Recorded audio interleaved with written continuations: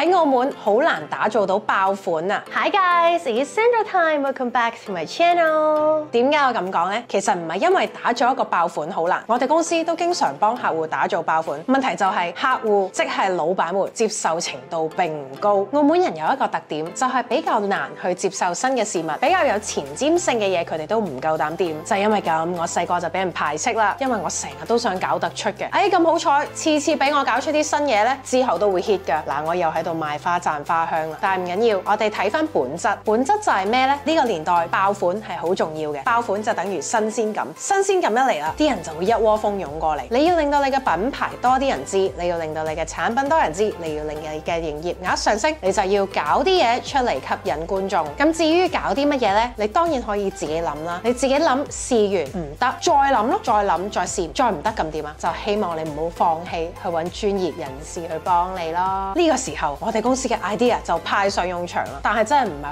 好多客人 get 到，唔知你哋又 get 唔 get 到呢？